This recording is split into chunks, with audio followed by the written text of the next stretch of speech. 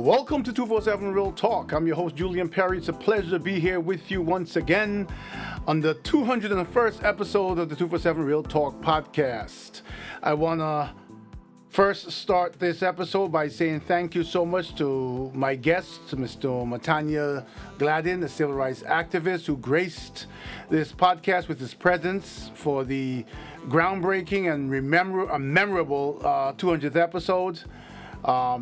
He has been a staunch supporter of this podcast. As a matter of fact, he says that he's not one who listens to podcasts, but this is the one that he never misses every Friday morning. So Matanya, my friend and someone who I highly respect both for his knowledge and the person he is, I thank you so much from the bottom of my heart for being a part of this show and bringing your perspective and I'm so honored that you were here. I also have to thank the listeners who gave me an overwhelming thumbs up. Thank you to those of you who sent me messages. Thank you to those of you who sent me emails. Thank you for those of you who just simply sent thumbs up. Thank you for those of you who commented on the side. And thank you for so many of you who, on the audio and the video versions, downloaded so many audio copies of it, I should say. Each one of you listened. And for all the viewers on YouTube who took the time to look at it there, I thank you ever so much.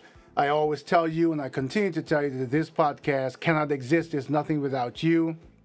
I'm grateful to each and every one of you. I would never have thought when I started this during COVID that I'd be sitting here talking about episode 201 and thanking you for being with me and hanging in there with me for 200 episodes. Many great ones, many that were not so great. Times I struggled, times I really had difficulty, recording my next episode, figuring out where to go, what to say, what you needed from me. And I would reach out to several of you and say, what should I do next? What do you need? What's the temperature out there? And so many of you would respond, not only uplifting, but give me ideas and thoughts for issues and things that affect each and every one of us each and every day. So from the bottom of my heart, I say thank you. I look forward. This is day one of the next 100. I look forward to having this conversation with you at the 300th episode. And I hope by that time we've multiplied by tens or by hundreds or by thousands our listener subscriber base and we become a movement for change. As I always say, I hope you had a great week since the last episode. I hope that you're enjoying this change of weather, especially if you're in New York and we're beginning to see spring actually, win the fight against winter. It doesn't look like it's going to be much of a spring. It looks like it's going to hang out for a couple of moments and jump right into summer, but I'll take it. It's such a short season when you're busy going to work and trying to use weekends for, family gatherings and just enjoying the weather. And before you know it, you're packing everything up and getting ready to hunker down again for the winter. So thank you to all of you. As I embark on this week's episode, I'm going to chat with you about something that's a danger to us all. It is more dangerous than I think most people are paying attention to. And this has to do with the, if you hear that sound of water drop, it's my tablet in the background where I have notes. This has to do with this case before the Supreme Court that ex-President Trump brought for absolute immunity. If you haven't recognized how dangerous this is, we're about to chat about it. So sit back, relax, and I'll be right back with you.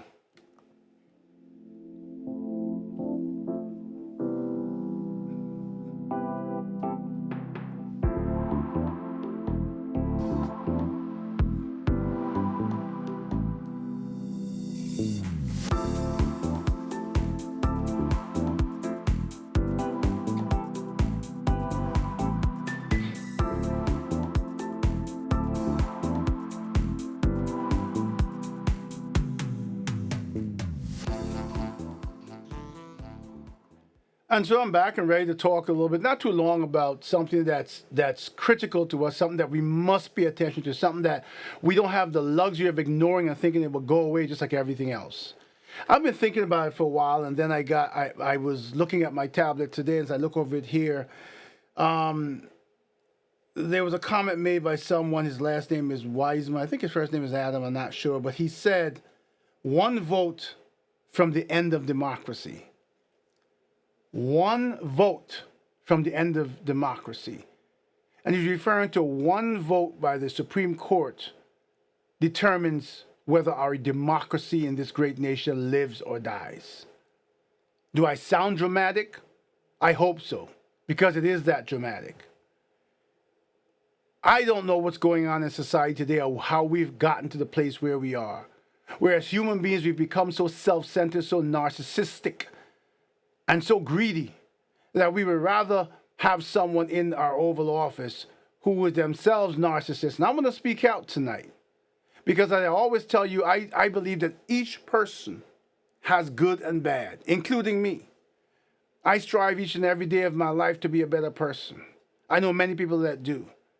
But when we're going to decide that the whole nation is turned upside down because of one man, when you're going to tell me that we are going through all of this because the Republican Party can't find another candidate, it's not about whether they win the White House or not. To me, it's about who their candidate is. We've got people willing to do any and everything for ex-President Trump, and I don't understand why. And now we've got a case that's come before the Supreme Court that if I don't care how much of a supporter you are of whomever, if you think that the Supreme Court should rule in favor of absolute immunity, then you have lost your mind. Remember the saying, power corrupts, and absolute power corrupts absolutely. We're in a situation where I would 100% agree on something called presidential immunity. Yes, a president must have a level of immunity to act within his presidential powers given to him by the Constitution and kept in place by Congress. Things like when orders were given at the last moment to take out people like Osama bin Laden and all those people when the opportunity came about, and they called the president at 2 o'clock in the morning on his special phone and says, should we do it? Absolute immunity.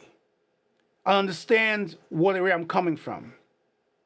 If I have a friend and I am president, and that friend has done me something wrong, and that friend has also hurt American citizens, if I decide that that friend is as much a danger as he can be and he needs to be removed, if I have him removed and give the orders for him to be removed because of he's a danger to the American people, I'm acting my presidential powers. But if I'm using it as a guise, and I have that person removed, that person killed, because he personally upset me on a personal matter, that is murder, even though I'm the president. There has to be a clear distinction between what are presidential acts and what are not. And there is no way any human being on this earth should have presidential absolute immunity. In the Bible, laws are mentioned. Laws are the way that we live lives of discipline, and those of us who live lawlessly can be held accountable. The minute you give someone absolute immunity, you have given that person power above the law. And giving someone power above the law means that that person can act as their character chooses, with no question. And when they're done and they leave office, they can do all the damage they want in the world and say, presidential immunity. We the people, whether you are Democrat, Republican, Libertarian, Independent, we the people vote. Even the President of the United States is elected by the people and is challenged to work for all of the people, regardless of which party you are, regardless of whether you supported or voted for them or not. It doesn't matter if I voted for Biden and he won. It doesn't matter if I voted for Trump and Biden won. What it matters is, it doesn't matter if I voted for Hillary Clinton, for George Bush, for Dukakis, for everybody else who has tried to run, Ronald Reagan, you can go on and on and on. What matters is when the person gets in the Oval Office, they are there to act for all people.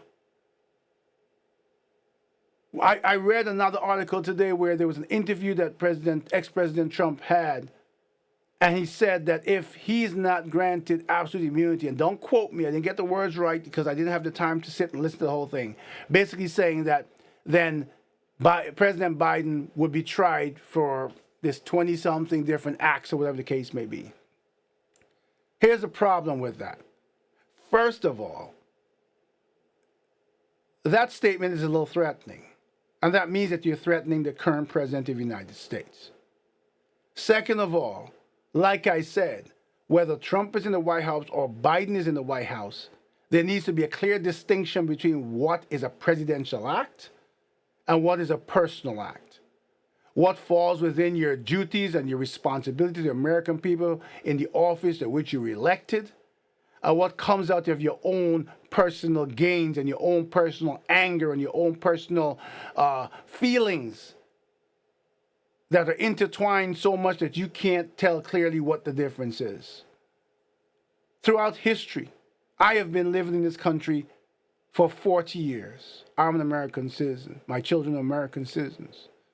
The fact of the matter is that I have never seen this ruckus going on in Washington. And it is deplorable. We are becoming the laughing stock to the rest of the world. Because we try to show people by example how democracy works. We try to show people by example how we are a country that every single person is held accountable. This problem with political ideology is so rampant and so ingrained in our society that we have lost our way. It is one thing to say that whomever is in office, when there's a vacancy in the Supreme Court, that the president gets to nominate that person. It is quite normal and acceptable to say that that person that the president nominates meets their understanding and their beliefs of political ideology. But it is also very clear that whomever gets elected to the Supreme Court must act in adhering to the law and the Constitution of the United States. Not an interpretation based on political ideology, but an interpretation based on the law. We depend on the United States Supreme Court to find balance when the rest of the country is chaotic. We depend on them to look at the law, to look at the Constitution, and use a certain level of common sense. When you get to a point where someone is actually contemplating that when someone gets elected a president, whomever that is, that they get the right to walk around with absolute immunity, then you are creating a monster that no one can stop. You're creating a monster that you can use the military and all the law enforcement agencies at their will. I want people who are thinking about this because you are so ingrained in your ideology. And I'm not picking sides here. I'm simply talking about what is. The fact is this surrounds President Trump, ex-President Trump. And when you are so ingrained, when you are so, it's not loyal. It's beyond being loyal. You've almost become like the enemy that we fight, fanatic. I've seen people go and talk about, I've met intelligent people who looked at me in my face and said, yo, you know the election was stolen for Biden.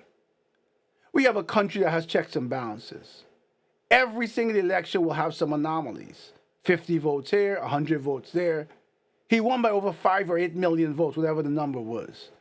He did not steal 5 or 8 million votes. As a matter of fact, is it Arizona? Somewhere else, I forgot where, I think it's Arizona, where they're finding that the opposite actually happened. That the Republican Party, in an attempt to win, tried to submit fake electors. So who rigged what? Could it possibly be that if we could count every single vote by vote, that it ends up that Biden actually won by more votes than they said he did? That's possible too.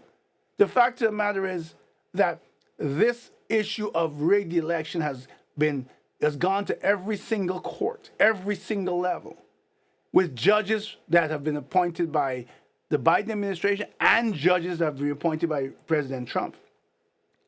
The judge who I think is walking on thin ice right now. In fact, let me leave that alone for a second. That's a different conversation. But the fact of the matter is we've had bipartisan, if you want to call, and I hate to use that term bipartisan when referring to the judiciary. Because in its true essence, your judiciary has to be 100% impartial. When you become a judge, you swear an oath. You're not swearing that oath to the man or to the president. You're swearing that oath before God. Because as far back as you can go in the Bible, as far back as the record that our Creator gave us the ability to write, laws are what governed us and people.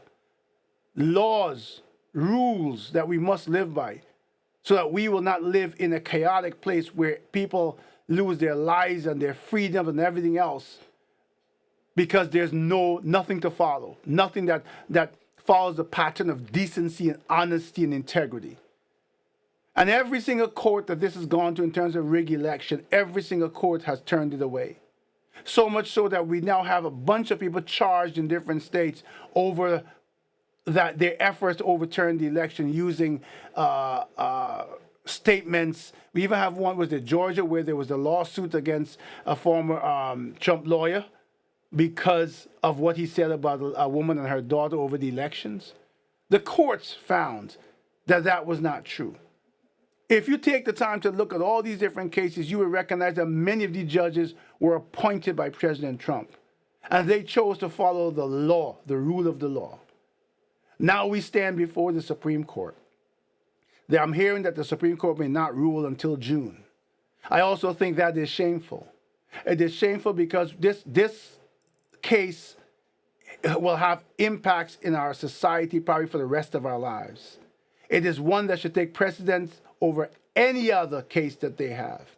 And it is one that they should rule according to the law, according to the Constitution, which was what the argument that the lawyers on both sides made, and common sense. You do not need absolute immunity to be president. That is why when you have decisions that have to be made that are not spur of the moment, where you do need absolute immunity, you do need immunity, presidential immunity, because you get a call at 2 o'clock in the morning and says, should we launch a missile? If it is not done in that moment where you use the powers within the scope that's given to you when you're elected president, then you need to go to Congress. Congress is a body of people represented or who represent both sides of the major parties of this country, Republican and Democrat. And you can have a debate that brings all the thoughts and all the issues to the forefront. So a decision is made, and then the president can sign off on it using his presidential powers. Absolute immunity is a disaster for democracy. Absolute immunity is a disaster for the United States of America.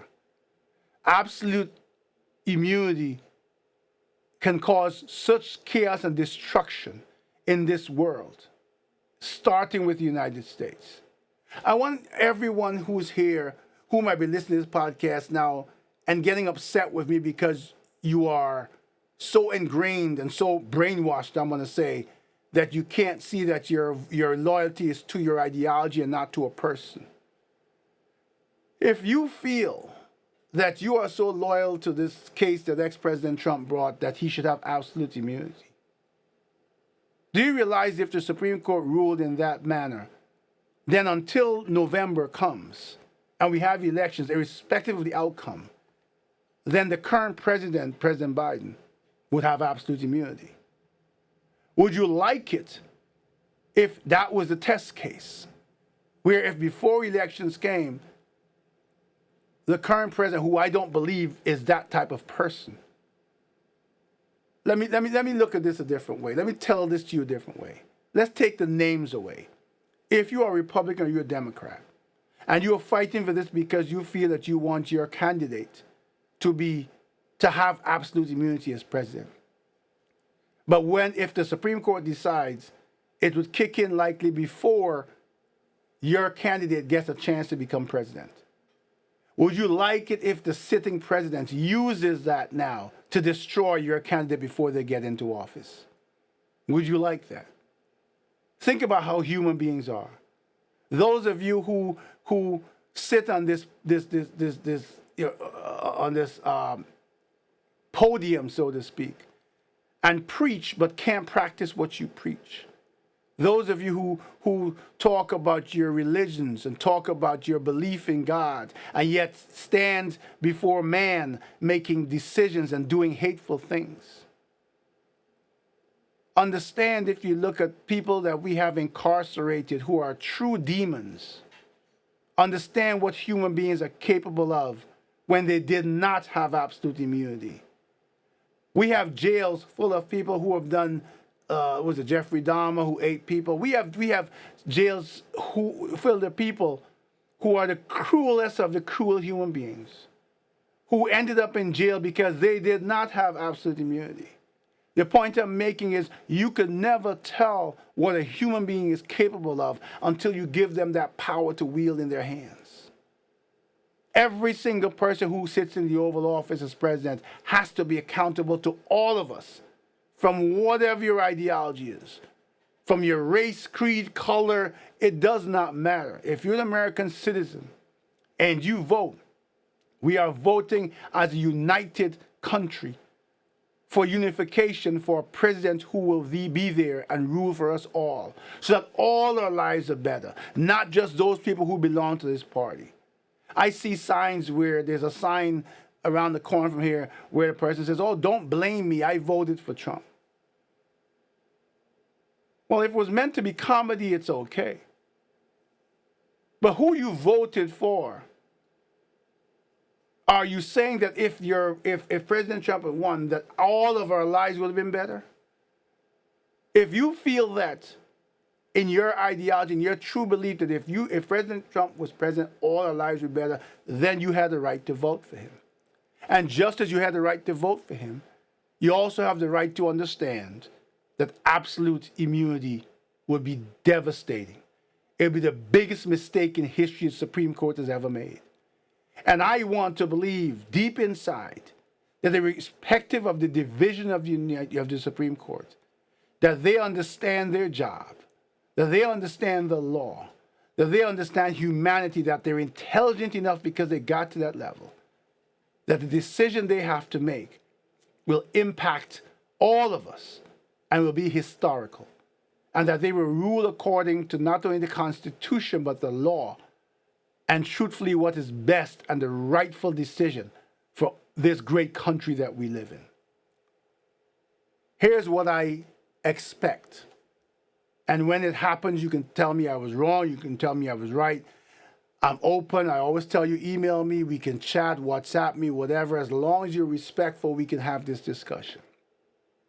I am expecting that the Supreme Court will rule that there is such a thing as presidential immunity, but that it is not absolute. That there needs to be a clear understanding and differentiation between when a president is acting within his presidential duties and when he's acting from his own personal accord. They may even send it back to the lower court. This may not get decided for a long time, because they may send it back to a lower court, as I was listening to some discussions, and I agree, for the lower courts to come back with what is presidential and what is personal and how it's defined. And then we have to determine how do we, when this happens, how do we immediately fix it? We cannot have someone who doesn't act that may not be within their presidential powers, and then it goes through the court system for years before we decide it. That's chaos. And if it is not in keeping with the Constitution, that's a constitutional crisis. We have to give, and the Supreme Court has to give clear decisions here. And I again believe, you tell me I could be wrong, but I believe that ultimately they will say, yes, there's presidential immunity, but not absolute immunity. And there needs to be a clear delineation between how you determine what's within presidential power, what is not, and be able to immediately determine so that the president is held immediately accountable, not running through the court system for years, because the damage will then be done permanently. Let's hope I'm right. It's either that or they simply come back and say, there's no such thing as absolute immunity, But I don't think they could come back and say that alone, because that will not end the situation, the argument, right? They need to come back and say, here, there's a bucket here that's within presidential immunity because of XYZ circumstances, which the lower court can define, and which is probably defined already by Congress in our Constitution. And then there's these personal things that are outside of immunity, and there needs to be a way to hold someone immediately accountable for what's outside of immunity, and for the nation, Congress, to act appropriately to hold that person immediately accountable, not a long, drawn-out process. This is a scary time. This is a scary time because we're in a place I never thought America would be. Look, if you are a fan of ex-President Trump, that is your choice as a human being. Me personally, I'm not a fan of anyone other than my Creator, the Almighty. We're all human. We're all flawed. So I'm not going to get up and stomp and shout and threaten people and want to fight and shoot and kill over any human being. I don't care what party you're from. I don't care who you are. But my point is, common sense and decency must always prevail if we are going to preserve this great nation of ours. This chaos that's going on has to end. I said it in the beginning of the podcast. It is sad that out of 350 million probably eligible votes in the United States, that we can't find a candidate to oppose President Biden who is not tied up in all this craziness. Because then you could have a different conversation. And we could keep the conversation about the difference in political ideology as to how we run the country and make it best for all of us. This is chaotic, and it has no place in our society. And at the end of the day, what are we really fighting for here? There's still cases going on here surrounding ex-President Trump, that, like the New York case that was before he would be president. So absolute immunity does not absolve him from those charges. I don't want to see a chaotic America come day one after the November elections. We need to preserve our peace. We need to preserve our integrity. We need to learn to live with each other. We need to be working on things like purging ourselves of the racist feelings that we have towards people of color, towards different genders, towards the LGBTQI community. Understand that we're all human beings, that we have one Creator who is judge and jury. We need to understand that people make different choices for themselves, but they're still human beings, and we need to live together in honesty and dignity and decency. This is not the America that many of us immigrants long to be here. And before you jump back and say, oh, I'm an immigrant, understand, if you look far back enough in your lineage, you are too. Most of the people who were born here and who have generations that were born here, it didn't start here. Be realistic. Be truthful to yourself. So put that aside. We are Americans, all American citizens, wanting the best for our families, for our children, the safety, the advancement of our nation, our ability to earn a living, to live decently, to have a family, to grow together, and to live the best lives we can. This chaos is not a part of what we signed up for. And we must have our voices heard in the right way, united, to do the right thing for the United States of America. Remember the name of our nation. It is not the democratic state of America. It is not the Republican state of America. It is the United States of America. I look to the Supreme Court to do the right thing, to put their ideological, political beliefs aside, and to follow the law, to look at the Constitution and their own common sense that the good Lord gave them. Because I'm going to leave you with this. No matter what they do or we do, there will come a day when someone stands over us weeping because they miss our presence, because our time on this earth is over. None of us have life forever on this earth. For those of us who believe in our Creator and everlasting life, it comes beyond this place we call earth. So you can escape a lot of things with money and power while you're living here, but you cannot escape what's to come. And whether you believe or not, What happens when you make all the wrong decisions? What happens when you make decisions that hurt people and their lives and tear this country apart? And you find out that what you believed in was wrong, that you were in fact created by an Almighty. And He asks you the simple question, what have you done to deserve to make it here? Thank you so much again for the opportunity that you always give me to be a part of your homes, to be a part of your days, to be a part of your mind and your thoughts. I look forward to doing this so much longer, as long as God gives me the strength, the energy, and the passion to help you, and to help you help me, and me help you. Coming up over the next few months, there will be several live guests like Matadnia Gladden. And I have to tell you, I forgot to mention that out of that episode have come 2 or 3 more guests immediately the next day who approached me and who were so happy to come on this show and be live video guests of this show.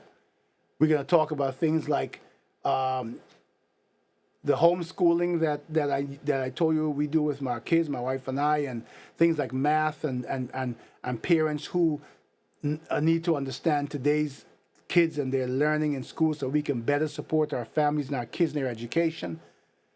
We're going to talk about relationships, human relationships, and relationships with each other, both as friends or in different capacities. This is all about us and living. And the beauty about 247 Real Talk is it encompasses life, all of it. Again, I thank you so much for the honor and privilege of being in your presence and for another week of coming into your homes. As I always ask you, have a wonderful weekend. Have a wonderful week ahead. Do what makes you happy that also makes others happy. There's a beauty about giving without expecting something in return. Until we chat again, take care of yourselves and please take care of each other.